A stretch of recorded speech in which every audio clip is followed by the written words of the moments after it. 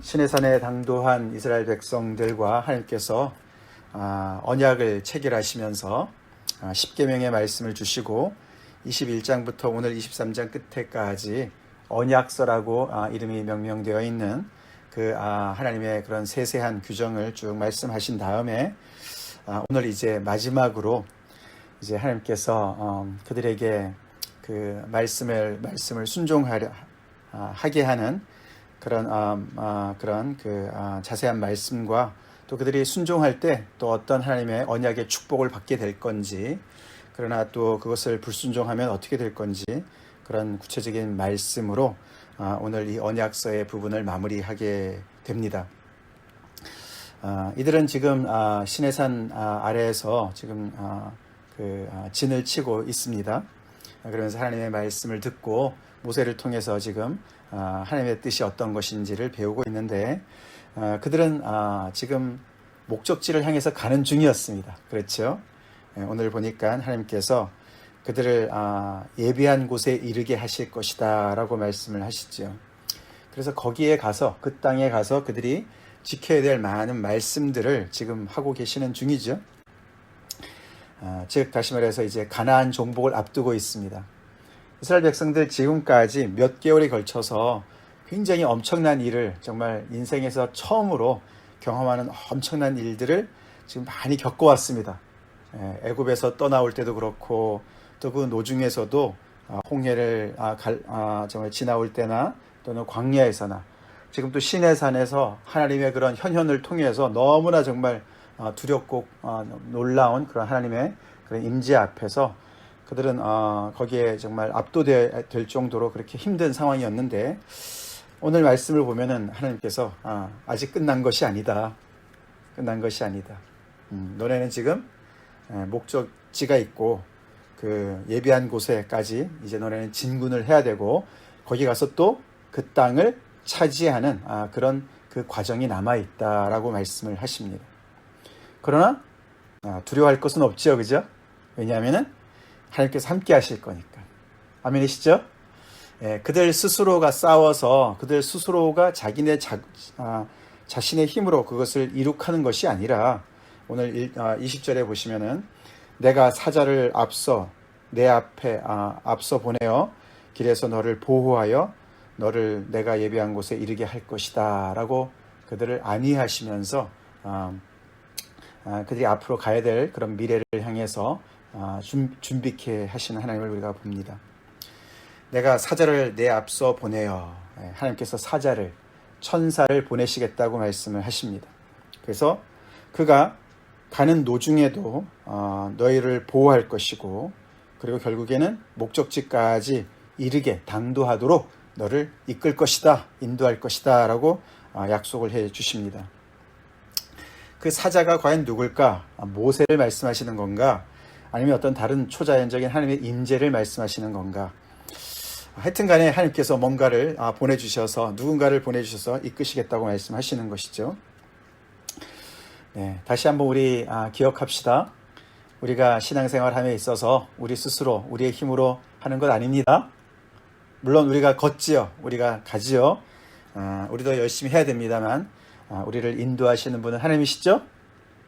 우리 시편 23편 말씀처럼 선한 목자 되신 하나님께서 우리를 사망의 음침한 골짜기를 다 지나게 하시고, 때로는 푸른 초장으로, 맑은 물가로 우리를 인도하시면서 결국에는 목적지까지, 여호와의 집에까지 무사히 인도하실 것을 우리가 믿음으로 고백하듯이 이들에게도 그렇게 말씀하십니다.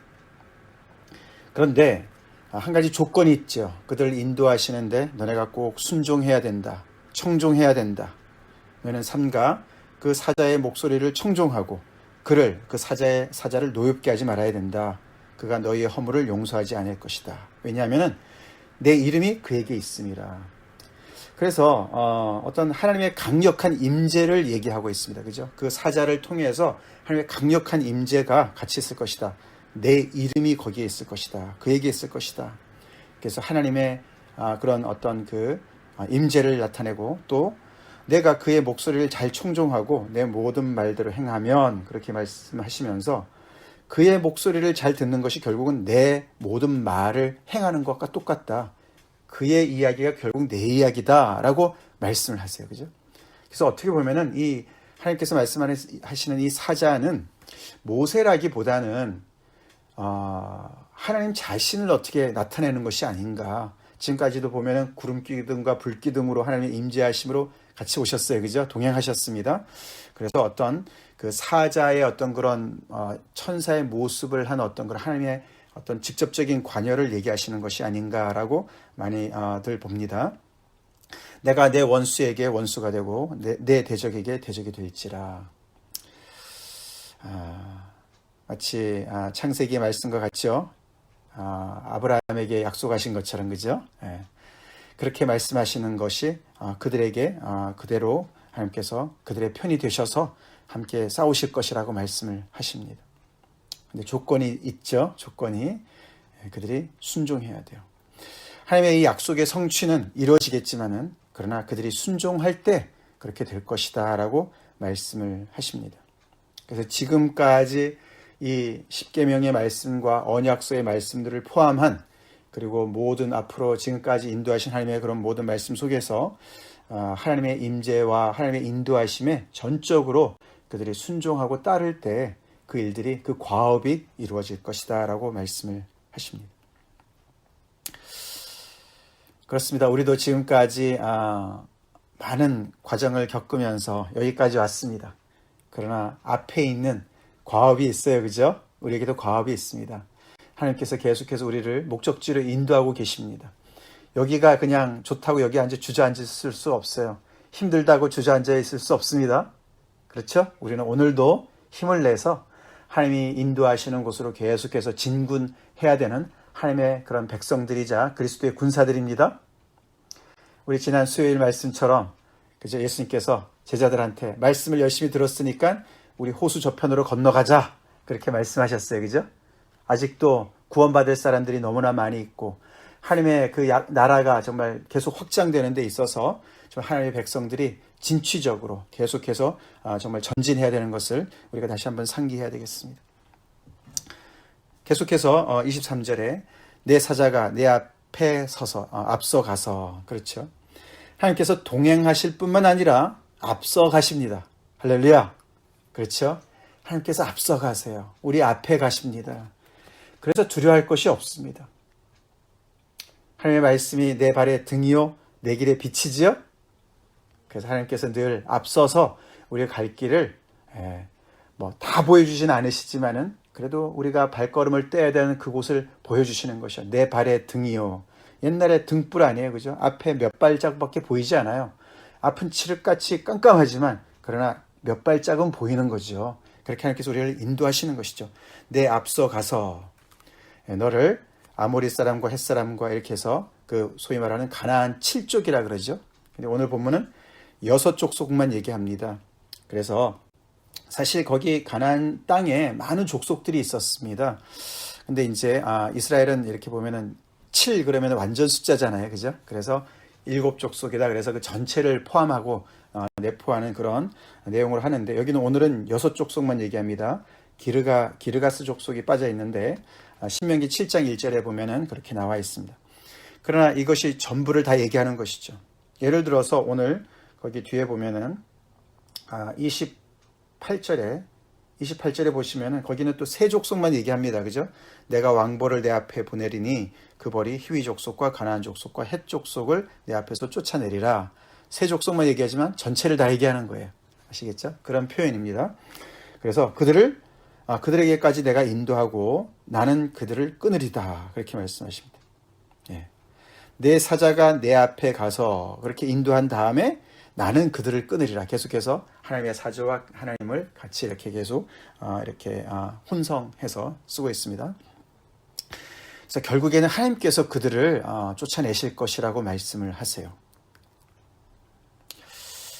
지금 가나안 땅은 비어있는 땅이 아니에요. 그죠? 하나님께서 예비하신 곳은 비어있는 곳이 아니었습니다. 거기는 가나안 족속이 살고 있었어요. 근데 하나님께서 그들을 쫓아내시고 그들을 멸하시고 그 땅에다가 이들을 심겠다고 말씀을 하시는 겁니다. 사실 이것은 오래전에 아브라함에게 주신 약속이었습니다. 그죠? 창세기 15장에 하나님께서 여호와께서 아브라함에게 이르시되 너는 반드시 알라 내 자손이 이방에서 되어 그들을 섬기겠고 그들은 400년 동안 내 자손을 괴롭히리니 애굽 생활을 얘기하는 것이죠. 그들이 섬기는 나라를 내가 징벌할지며 그 후에 내 자손이 큰 재물을 이끌고 나오리라. 출애굽을 얘기하시고요. 너는 장수하다가 평안히 조상에로 돌아가 장사될 것이요. 아브라함 얘기하는 것이고 내 자손은 4대 만에 이 땅으로 돌아오리니 이는 아모리 족속의 죄악이 아직 가득 차지 아니함이니라 하시더니 그랬어요. 그래서 이 아브라함에게 주시고자 하신 약속의 땅에 그 살고 있는 사람들의 죄악이 아직 관영하지 않기 때문에 4대 동안 430년 동안을 기다려야 되는 그런 상황이었죠. 그래서 하나님께서 그것을 아브라함의 그 자손에게 주시겠다고 하셨습니다. 이들의 죄악 때문이죠. 그 잘 살고 있는 백성을 그냥 쫓아낸 것이 아니라 이 가나안 족속들이 하나님의 뜻을 떠나서 정말 그 죄악이 소돔과 고모라처럼 그렇게 좀 하늘을 찌르는 그런 상황이 되었던 것이죠. 온 천지의 주제가 되신 하나님께서 대수술을 감행하시는 거라고 볼 수가 있습니다. 그러나 그 수술은 굉장히 정교한 수술이었습니다. 그렇죠? 밑에도 보면은 그들의 경계를 정해주십니다. 그죠? 홍해에서부터 블레셋 바다까지. 블레셋 바다는 지중해를 얘기합니다. 광야는 밑에 남쪽 지방 네게브 광야를 얘기하고 강이라는 것은 유브라데 강을 얘기합니다. 그래서 그것은 사실 아브라함에도 말씀하셨어요. 15장 18절에 그날에 여호와께서 아브라함과 더불어 언약을 세워 이르시되 내가 이 땅을 애굽 강에서부터 그 큰 강 유브라데까지 내 자손에게 주노니 이렇게 해서 대략적으로 말씀하시는 거죠. 그죠?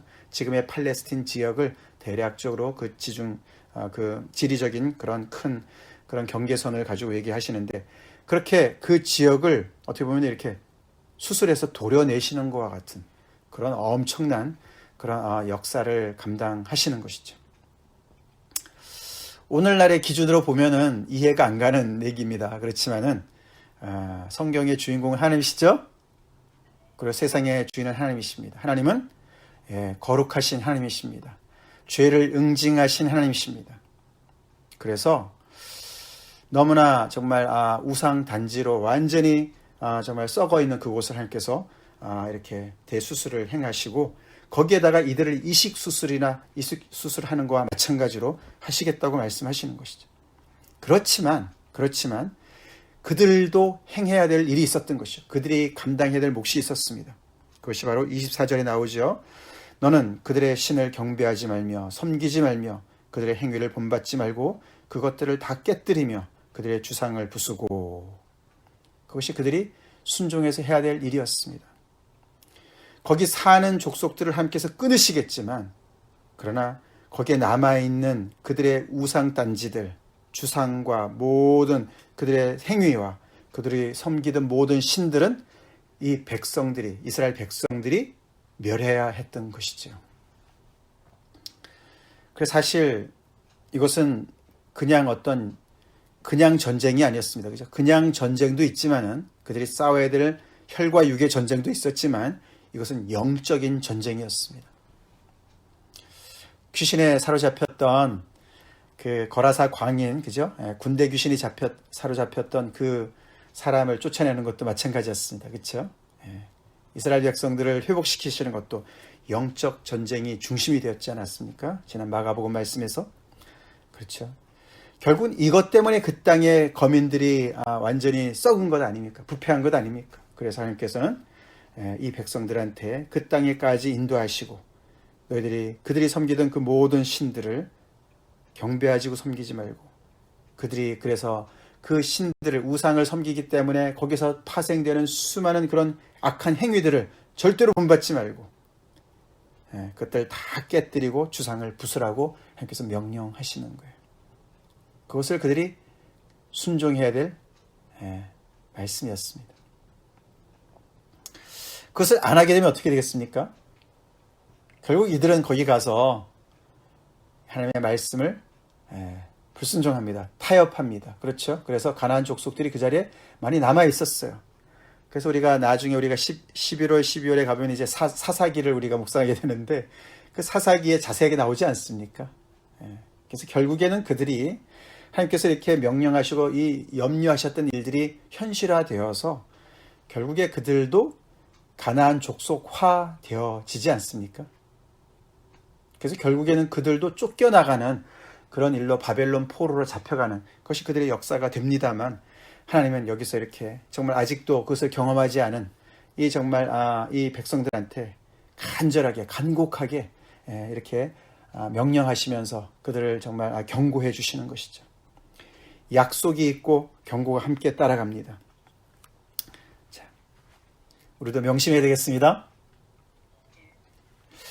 하나님께서 우리를 구원하신 것은 죄로부터 우리를 구원하시고 많은 우리의 정말 그런 과거의 많은 그런 문제로부터 우리를 구원해 주신 것은 우리 마음대로 살아라고 하신 게 아니고 하나님의 백성답게 하나님의 뜻을 이루면서 이 땅에서 하나님의 그런 이름을 드러내는 그런 인생 살으라고, 거룩한 삶을 살으라고 우리를 불러내신 줄로 믿습니다. 그러시면서 25절에 내 하나님 여호와를 섬기라 그렇게 말씀하십니다. 내 하나님 여호와를 섬기라. 그 땅에 가서 이 우상으로 가득했던 애굽 땅에서 건져내셔서 우상이 가득한 가나안 땅으로 다시 심으시는 것이죠. 그래서 그 땅에서 그 우상이 만연했던 그곳에서 오직 여호와의 이름만을 높이고 여호와를 부르고 여호와만을 신앙하는 그런 정말 그 지역의 그런 정말 빛으로 소금으로 살으라고 하나님께서 그들을 정말 초대하시는 겁니다. 그렇게 하면 그 다음부터 쭉 하나님께서 순종의 복을 주시겠다고 말씀하시는 거예요. 언약의 내용이죠, 그죠? 하나님께서 지금까지 인도하신 그 은혜를 상기시키시면서 너네가 이렇게 은혜를 입었으니까 너는 이제 나만을 섬겨야 돼. 나의 말을 순종해야 돼. 그렇게 할 때 너는 이런 축복을 받을 거야. 그것이 언약의 기본 골격 아닙니까? 그 이야기가 다시 이제 오늘 나옵니다. 오늘 이 뒷부분, 그래서 25절 뒷부분을 이렇게 보면은 항상 언약의 그 축복과 저주가 함께 나오지 않습니까? 근데 오늘 본문은 저주 얘기는 거의 없습니다. 거의 없고 축복 얘기만 이렇게 자세하게 나옵니다. 그들에게 강력한 동기부여를 주는 것이죠. 그렇죠? 지금 시내산 아래에 있으면서 이 말씀을 듣고서 정말 미래를 꿈꾸고 있는 이 정말 공동체한테 너네 정말 이렇게 하나님만을 섬기면 하나님이 그냥 얘기하시는 것이 아니지 않습니까? 그죠? 너네가 지금까지 경험해 본 거 아니냐. 우리가 앞에 출애굽기 사실 그 20장 그 10계명 얘기 나오기 직전에 하나님께서 19장 4, 5, 6절에서 그렇죠? 그렇게 말씀하셨습니다. 내가 애굽 사람에게 어떻게 행하였으는가? 내가 어떻게 독수리 날개로 너희를 업어 내게로 인도하였음을 너희가 보았느니라. 기억나시죠? 세계가 다 내게 속하였나니 너희가 내 말을 잘 듣고 내 언약을 지키면 너희는 모든 민족 중에서 내 소유가 되겠고 너희가 내게 대하여 제사장 나라가 되며 거룩한 백성이 되리라. 그렇게 말씀하셨어요. 그죠? 그렇게 쫙 말씀하신 다음에 10계명을 주시고 지금까지 쭉 언약서를 말씀하신 것을 다시 어떻게 보면 이렇게 상기시키는 내용이죠. 그래서 너네가 여호와를 섬기게 되면은 너네가 내 소유가 되고 제사장 나라가 거룩한 백성이 될 것인데 그런 사람들이 누리는 복이 어떤 것인가? 그 얘기를 이제 25절부터 얘기합니다. 그렇게 하면은 너네가 순종하고 여호와만을 섬기게 되면 여호와가 너희의 양식과 물에 복을 내리고 너희 중에 병을 제할 것이다. 그래서 그 언약의 축복을 가만히 보면은 양식을 약속해 주시고 비를 약속해 주시고 그 다음에 건강을 약속해 주시고 그 다음에 낙태하는 자가 없고 임신하지 못하는 자가 없을 것이다. 이것은 출산, 다산의 축복을 얘기해 주시는 것이고 내가 너의 날수를 채우리라. 장수의 복을 말씀해 주시는 거예요.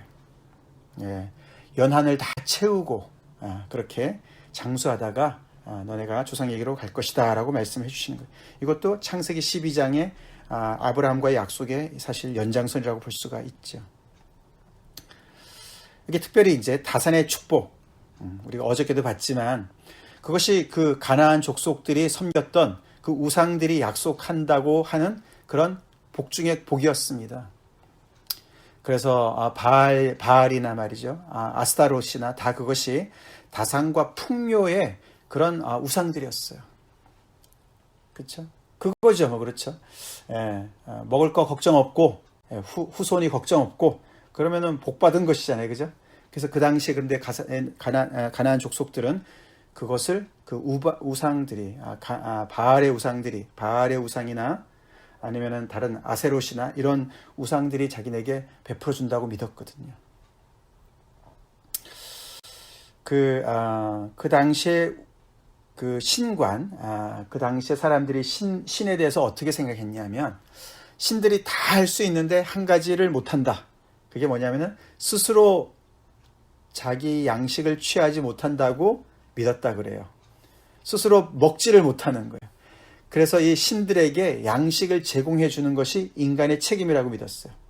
그래서 제물을 바치고 그들에게 정말 이렇게 제사를 드리고 그러면은 그것을 통해서 신들이 양식을 취한다고 봤어요. 그러면 신들은 어떻게 됩니까? 은혜를 입었으니까, 사람들로부터 은혜를 입었으니까 그들에게 뭔가를 해줘야 되는 책임이 생기는 거죠. 그래서 그들에게 비도 내려주고 그들에게 후사도 주고 이렇게 준다고 믿었어요. 그렇게 하지 말고 그런 이방 그런 믿음을 따라하지 말고 반대죠, 완전히. 그죠? 반대죠. 하나님께서는 내가 너네한테 먼저 은혜를 베풀었고 근데 이제 너네는 그래서 나의 뜻대로 온전히 순종하고 그렇게 되면 내가 이 모든 것들을 내가 다 줄 거야 라고 말씀하십니다. 우리 하나님께 순종하면 순종의 복이 따라오죠? 지금도 마찬가지입니다. 그렇습니다. 우리는 하나님께서 우리를 온전히 인도하시죠. 그러나 진정한 그리스도인들은 그 복이 목적이 아니죠. 그렇죠? 우리가 바라는 것은 오직 여호와입니다. 하나님이시죠. 하나님이 우리의 복이죠. 하나님이 우리의 복이죠. 그래서 정말 예수님의 제자로서 하나님께서 우리에게 복을 주시기도 하시지만 어떤 때는 예수님의 제자이기 때문에 더 많은 고난을 우리가 감수하더라도 우리는 여호와를 모시고 살아가는 귀한 그런 인생들입니다. 계속됩니다. 27절에 하나님께서 그래서 어떻게 그 땅을 정복하실지를 말씀해 주시죠. 내가 내 위엄을 내 앞서 보낸다. 계속 앞서서 보낸다는 말씀 계속하세요. 사자도 보내주시고 내 위엄을 보내주신다. 그래서 그 백성을 물리치고 모든 원수들을 도망가게 할 것이다. 그러면서 내가 왕벌을 내 앞에 보내리니 이 왕벌, 호넷이라 그러는데 왕벌, 이 왕벌이 뭘까? 그래서 이 왕벌을 보내서 그 벌이 그 모든 족속들을 다 쫓아낼 것이다 라고 말씀하십니다. 이 왕벌이 뭘까? 오늘 이 매일 성경을 보면은 그것이 무엇인지 분명하지 않다라고 얘기합니다. 그래서 해석이 많이 분분해요.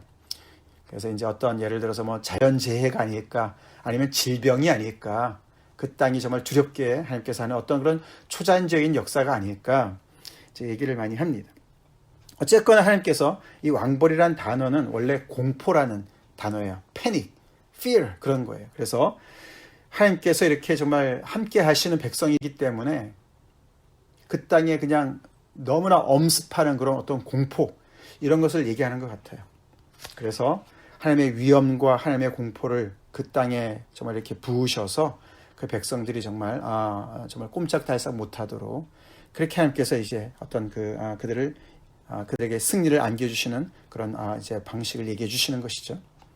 자, 그렇게 이제 정복을 하실 것이라고 말씀하십니다.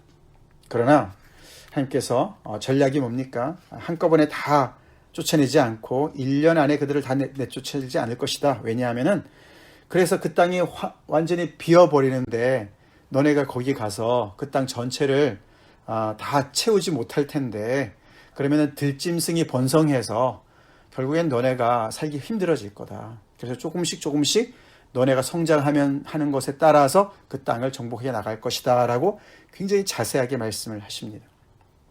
그 땅에 가서 이 백성들이 그 땅의 주인이 되어서 농사를 지어야 되는데 농사는 그냥 해만 있고 비만 있는다고 되는 것이 아니에요. 아무리 노력을 해도 들짐승이 그냥 난리를 치면은 다 망치는 것이죠. 그죠? 그래서 하나님께서 이렇게 차근차근히 그 땅을 정복해 나갈 것이라고 말씀해 주세요. 여기서 좀 우리가 의문이 듭니다. 자세하게 말씀드리긴 어렵지만 우리 출애굽 앞에서 보면은 장정만 60만이라 그랬습니다. 그죠? 그래서 그것에 따르면은 전체 인원을 보면 한 200만 정도가 된다고 볼 수가 있거든요. 그런 인원인데 그 땅에 들어가서 이렇게 차지하면은 그 땅이 비어 있을 수가 없지 않습니까? 그죠? 넘쳐날 것 같은데. 그래서 이게 600만이라고 하는 그게 600 엘레프라는 단어거든요. 600 엘레프라는 그게 어떤 단위를 얘기하는데 그것을 천이라고 생각하면은 그게 60만이 되는 거고. 그래서 이제 장정, 싸울 만한 사람들이 600 단위거든요. 그 단위가 그냥 천이라는 단위일까? 그래서 많은 사람들이 좀 그거는 좀 그렇다. 이게 광야에서 헤맬 때도 한 200만이 왔다 갔다 한다. 그런 그 장소, 공간이 있었을까? 이런 것들 여러 가지 생각을 하는데 전에 제가 출애굽 설교 말씀드릴 때도 그랬지만 이것을 대략 어떤 그 분대 정도로 보는 게 정설입니다. 그래서 한 20명 정도? 한 2, 30명 정도 되는 분대. 그래서 600분대라고 본다면은 한 2, 3만 명 정도라고 추정하는 거예요. 2, 3만 명 전체가.